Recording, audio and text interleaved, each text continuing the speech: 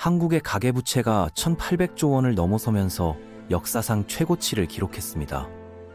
미국은 정부 부채가 35조 달러에 달하고 중국은 부동산 버블이 터지면서 수백 개 기업이 연쇄 도산하고 있죠. 전 세계 주요국들이 동시에 경제적 한계점에 도달하고 있는 지금, 우리는 곧 1929년 대공황보다 훨씬 더 파괴적인 경제 붕괴를 목격하게 될 것입니다. 오늘은 왜 다가오는 경제 위기에서 당신이 재산을 지킬 방법이 거의 남아있지 않은지, 그리고 어떻게 대비해야 하는지에 대한 이야기를 시작해 보겠습니다. 1929년 10월의 어느 화요일 아침, 뉴욕 브루클린에 살던 한 상인이 이상한 기분을 느꼈습니다. 며칠째 주변 사업가들의 표정이 어두워지고 있었고 평소보다 은행 창구에 줄 서는 사람들이 많아 보였거든요. 그는 직감적으로 뭔가 잘못되고 있다는 걸 깨달았습니다. 그날 오후 그는 곧바로 퍼스트 내셔널 뱅크로 달려가서 저축한 돈 전부를 현금으로 인출했습니다. 15,000달러가 든 가죽 서류 가방을 들고 집으로 돌아온 지 사흘 후 주식시장이 완전히 붕괴됐죠. 전국 곳곳에서 수많은 은행들이 파산 선고를 받았고 문 앞에서 절망하는 예금자들의 아우성이 들려왔습니다. 하지만 그 상인은 달랐습니다. 현금이 있었기 때문에 폭풍우를 무사히 견뎌낼 수 있었거든요. 그런데 지금 2024년에 똑같은 상황이 벌어진다면 어떨까요? 먼저 퇴직연금 계좌에 로그인해 봅시다. 20년간 꾸준히 모아온 2억 원이 보이네요. 인출 버튼을 눌렀더니 웬걸 세금 계산기가 나타납니다. 소득세와 지방소득세는 기본이고 59세 이전 조기 인출 시 부과되는 10% 추가 벌금까지 더하면 원래 금액의 거의 절반이 날아가 버리죠. 더 놀라운 것은 인출이 즉시 처리되지 않는다는 점입니다. 일반적인 상황에서도 7일에서 10일 정도 걸리는데 금융 패닉 상황에서 모든 사람이 동시에 돈을 빼려고 하면 시스템이 완전히 마비될 수 있습니다. 바로 이 점이 1929년과 2024년의 결정적인 차이입니다. 문제는 단순히 또 다른 경제 붕괴가 다가온다는 것만이 아닙니다. 진짜 문제는 이전 세대들이 할 수 있었던 자구책을 우리는 더 이상 쓸 수 없다는 거예요. 당신의 재산은 시간잠금 장치, 벌금 시스템, 그리고 위기 시에 작동하는 법적 제한 장치들로 둘러싸인 디지털 감옥 속에 갇혀 있습니다. 당신의 저축을 가두는 이런 장치들은 당신을 보호하려고 만들어진 게 아닙니다. 재난이 닥쳤을 때 당신이 합리적인 판단으로 스스로를 구하려는 시도를 막기 위해 시스템을 보호하려고 만들어진 거죠. 1929년의 경제 위기는 투기와 과도한 차입 때문에 파괴적이었습니다. 그런데 다가올 2026년의 경제 위기는 다른 이유로도 재앙이 될 것입니다. 위험을 미리 감지한 사람들조차도 탈출할 수 없게 만드는 디지털 우리가 있기 때문이죠. 지금부터 우리가 어떻게 이 지경에 이르렀는지, 왜 함정이 그 어느 때보다 단단해졌는지 보여드리겠습니다. 1929년의 금융위기로 수백만 명의 인생이 망가졌지만 오늘날 시스템에서는 찾아볼 수 없는 한 가지 특징이 있었습니다. 바로 자신의 돈에 즉시 접근할 수 있는 능력이었죠. 1929년 당시 저축 시스템은 아주 단순했습니다. 은행에 가서 손으로 직접 기록한 통장을 보여주고 잔액을 요청하면 됐거든요.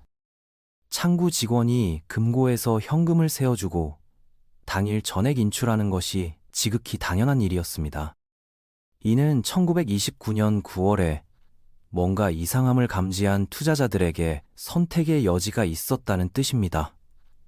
포지션을 정리하고 은행에서 돈을 빼고 모든 걸 현금이나 금으로 바꿀 수 있었거든요.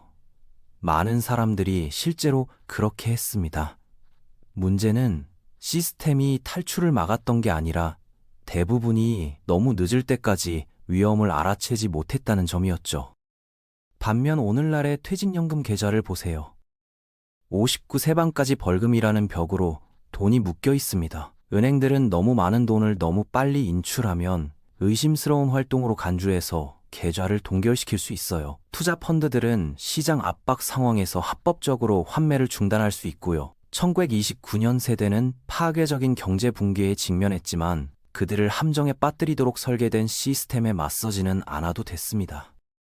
1933년부터 2010년까지의 모든 주요 개혁은 같은 목표를 가지고 있었습니다. 일반 대중이 돈을 인출해서 은행 뱅크런과 시장 패닉을 일으킬 수 있는 능력을 제거하는 것이었거든요. 가장 교묘한 함정은 1978년에 세금 혜택이라는 명목으로 만들어진 401크로노스입니다. 그런데 이게 무엇을 낳았는지 보세요. 미국 퇴직 자금 8조 달러가 벌금 장벽 뒤에 갇혀버린 겁니다. 직장 생활 내내 꾸준히 기여하지만 보통 인출 금액의 30%에서 40%에 달하는 벌금과 세금을 내지 않고는 찾을 수 없어요. 그런데 벌금은 첫 번째 방어막일 뿐입니다. 두 번째는 시간이에요. 401k 인출을 신청하면 즉시 돈을 받을 수 없거든요. 계획관리자가 일반적인 상황에서도 신청서 처리에 7일에서 10일이 걸린다고 하는데 시장이 불안정해서 모든 사람이 동시에 인출하려고 하면 기간이 무한정 늘어날 수 있습니다. 일부 업체들은 행정적 검토나 계획평가 불확실성을 이유로 인출을 합법적으로 완전 중단할 수 있어요. 이런 일이 2008년에 실제로 일어났습니다. 가장 큰 401k 관리사 중 하나인 피델리티가 몇 주 동안 특정출 요청들을 중단시켰거든요. 가입자들이 로그인하면 일시적으로 사용할 수 없다는 메시지만 떴어요. 화면에는 돈이 보이는데 꺼낼 수는 없는 상황이었죠. 자금이 부족해서가 아니라 시스템 자체에 변동성이 발생할 때 닫히는 게이트가 내장되어 있기 때문입니다. 그리고 은행업 자체도 수년간 조용히 현금 접근을 제한해왔어요. 1,000만 원 이상을 현금으로 인출해보세요. 연방법에 따라 은행은 금융정보분석원에 고액 현금 거래 보고서를 제출해야 합니다. 은행이 당신의 요청을 이상하다고 판단하면 의심스러운 활동 검토를 위해 출금을 지연시킬 수 있는 재량권을 가지고 있어요. 보통 1일 ATM 한도는 50만 원에서 100만 원으로 제한되어 있습니다. 즉, 당좌 예금에 5천만 원이 있어도 실제로 접근하려면 수주 또는 수개월에 걸쳐 수십 번의 별도 거래가 필요한 거죠. 당신이 스스로 자금을 인출하기도 전에 위기는 끝나 있을 겁니다. 하지만 가장 교활한 함정은 투자 계좌, 뮤추얼 펀드, ETF, 증권 자산에 있습니다.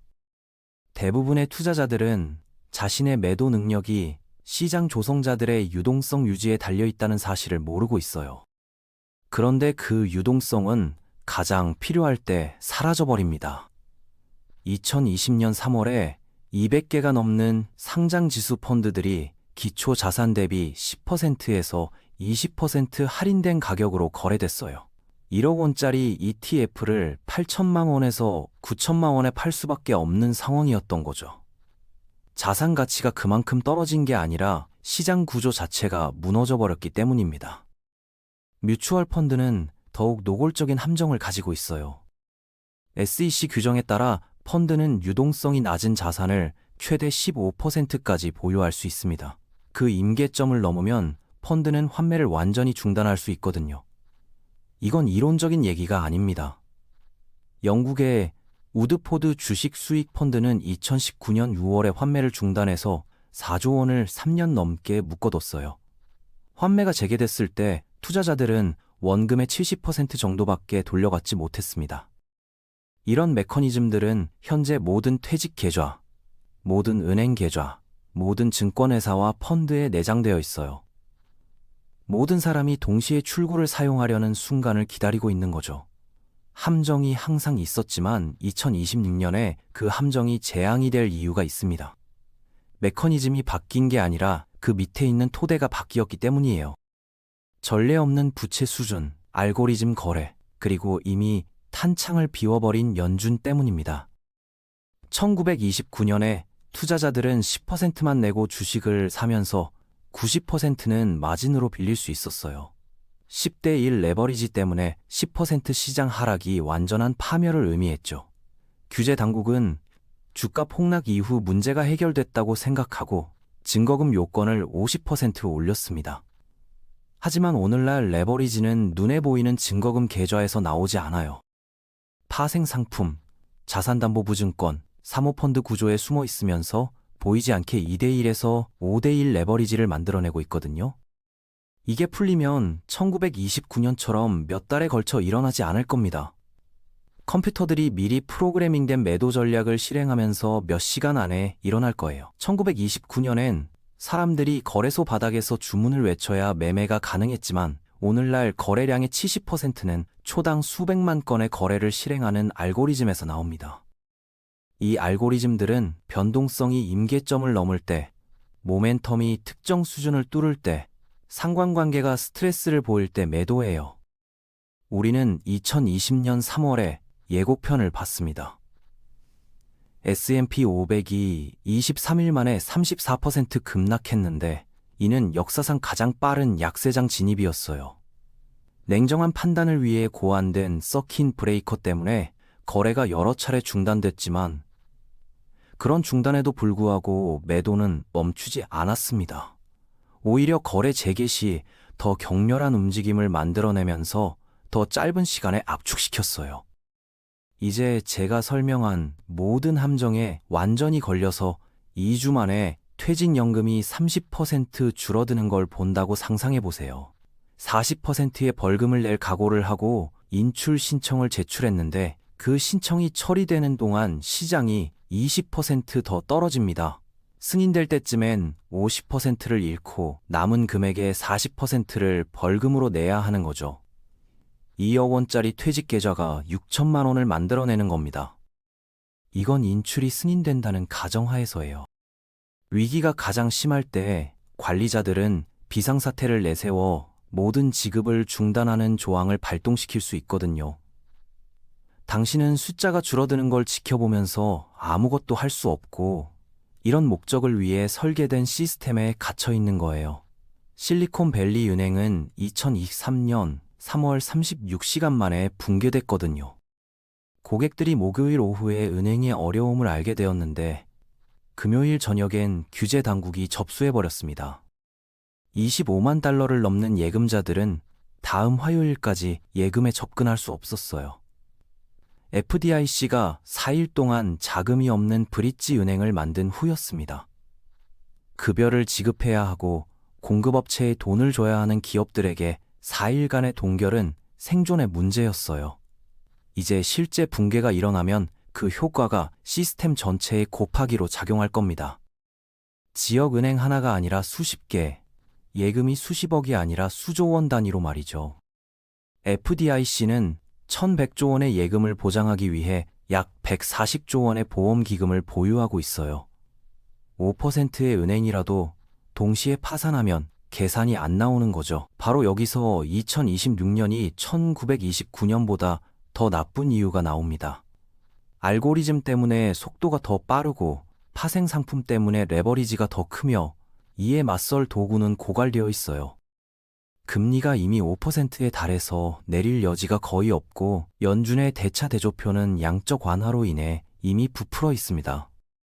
정부 부채가 35조 달러에 달해서 대규모 부양책을 실행할 여지도 없어요. 그런데 1929년과 달리 당시 사람들은 현금을 인출하고 금을 사서 버틸 수 있었지만 현대 시스템은 그런 출구를 막아놨습니다. 디지털 게이트, 벌금 장벽, 처리 지연, 법적 제약은 모두 당신이 가장 필요할 때 돈을 묶어두기 위해 설계된 거예요.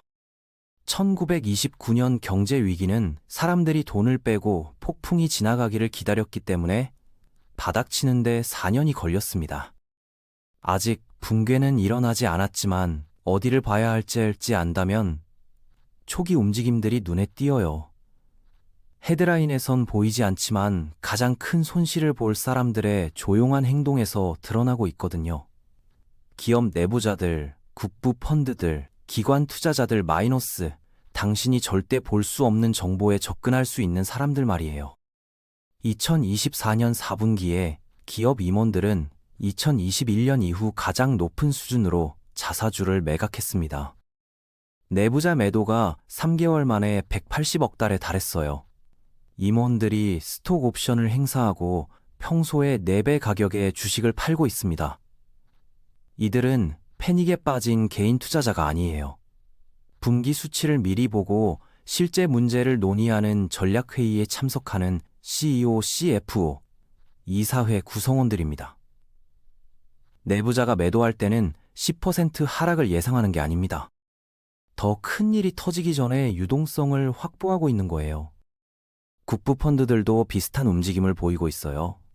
2024년 3분기와 4분기 데이터를 보면 미국 주식에서 금, 원자재, 단기 채권으로 대규모 자금 이동이 일어나고 있습니다. 노르웨이 정부 연금 펀드는 2024년에 주식 비중을 18% 줄였어요. 아부다비 투자청은 2008년 이후 가장 높은 수준으로 금 보유량을 늘렸고요. 이들은 패닉에 빠진 기관이 아닙니다. 수십 년에 걸쳐 수조 달러를 관리하며 장기 안정성에 집중하는 기관들이에요.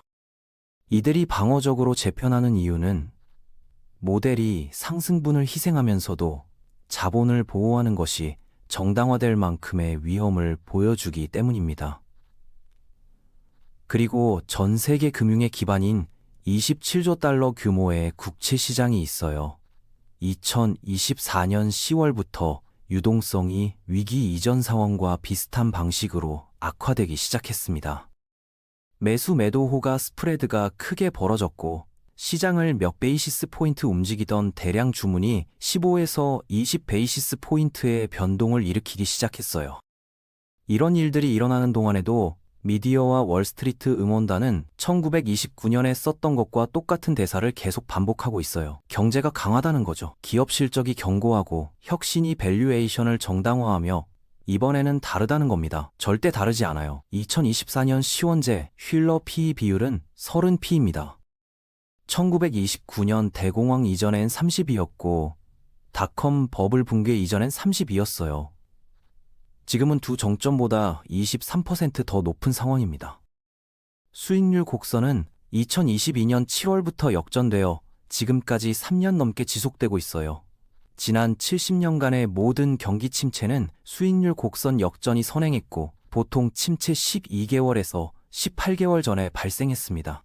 현재 역전이 시작된 지 39개월이 되었는데 이는 정상적인 지연 시간을 훨씬 넘긴 거예요.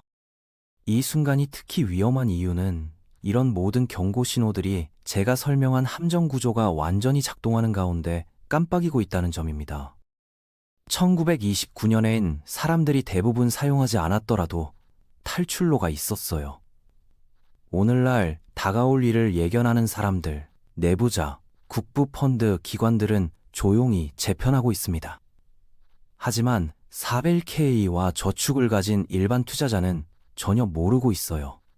현재 목표를 유지하고 꾸준히 기여하며 단기 노이즈는 무시하라는 말을 듣고 있거든요. 이들은 함정이 닫히기 전 마지막 매수자들, 출구 유동성을 위해 포지션을 잡고 있는 거예요. 2026년 경제 붕괴도 한 가지 중요한 차이점을 제외하면 같은 패턴을 따를 거예요. 지진이 일어나면 1929년 생존자들이 했던 일을 할 수 없을 겁니다. 은행에 가서 당일 오후에 저축한 돈을 인출할 수 없고 막대한 벌금이나 처리 지연, 잠재적 정지 없이 투자를 매각할 수도 없어요. 대량 탈출을 막기 위해 시스템이 설계되었기 때문에 스스로를 보호할 자유가 없는 거죠. 1929년 9월의 그 상인을 기억하세요.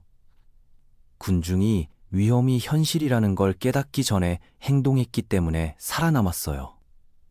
허락을 구할 필요도 없었고 처리 기간을 기다릴 필요도 벌금을 낼 필요도 시스템이 얼지 않기를 바랄 필요도 없었습니다. 위험을 감지하고 돈을 챙겨 안전한 곳으로 피했던 거예요. 더 이상 그런 옵션은 없습니다. 그를 구한 출구가 봉인되어 있어요. 하지만 여전히 선택지는 있습니다. 함정을 인식하고 제약 조건 내에서 작업할 수 있거든요. 세금 혜택이 없더라도 새로운 기여분을 접근 가능한 저축으로 돌려서 벌금이 있는 계좌 노출을 줄일 수 있어요. 나중에 전체 손실 위험을 감수하는 대신 지금 세금 부담을 지면서 퇴직 시스템 밖에서 현금을 축적할 수 있습니다. 내부자들이 자신의 돈으로 뭘 하는지 주의 깊게 지켜보세요. 영리한 사람들이 매수를 권하면서 매도할 때 그 이유를 물어보는 게 좋아요. 모든 세대는 자신들이 역사의 교훈을 넘어 진화했다고 생각합니다. 1920년대 세대는 산업 기술이 영구적 번영을 가져다 준다고 생각했어요. 1990년대 세대는 인터넷이 낡은 경제 모델을 없앴다고 생각했고요. 2020년대 세대는 인공지능이 위험을 정복했다고 생각합니다. 모두 같은 생각이지만 다른 옷을 입고 있을 뿐이에요. 붕괴에서 살아남은 사람들은 가장 똑똑하거나 인맥이 좋은 사람들이 아닙니다. 다른 사람들보다 먼저 패턴을 인식한 사람들이었어요. 다른 사람들이 축하하는 동안 편집증적으로 보일 각오가 되어 있던 사람들. 과도하게 확장된 버블의 마지막 20%를 쫓는 것보다 자본 보호가 더 중요하다는 걸 이해한 사람들이었죠. 함정이 설치되어 있습니다. 경고 신호들은 수십 년 만에 가장 밝게 깜빡이고 있어요. 내부자들은 텔레비전에서 투자를 유지하라고 말하면서도 조용히 출구로 향하고 있습니다. 문제는 경제 붕괴가 올 것인가가 아니에요. 문제는 더 이상 존재하지 않는 출구를 통해 탈출을 시도할 것인가? 디지털 문 뒤에 갇혀서 부가 증발하는 걸 지켜볼 것인가? 아니면 문이 잠기기 전에 밖으로 나올 것인가입니다. 1929년의 할아버지라면 돈을 챙겨 도망갈 수 있었을 거예요. 당신은 그럴 수 없습니다. 더 이상은 말이에요. 하지만 군중이 위험이 현실이라는 걸 깨닫기 전에 행동한다면 무슨 일이 일어날지 준비할 수 있어요. 모든 사람이 동시에 떠나려고 하면 문이 닫히고 시스템이 정지하며 당신이 가졌다고 생각했던 재산이 화면 속 숫자로 변해버립니다. 그리고 그 숫자가 시간 단위로 줄어드는 걸 아무것도 할 수 없이 지켜봐야 하는 거죠. 선택은 당신에게 달려 있습니다. 타임라인이 닫히고 있어요.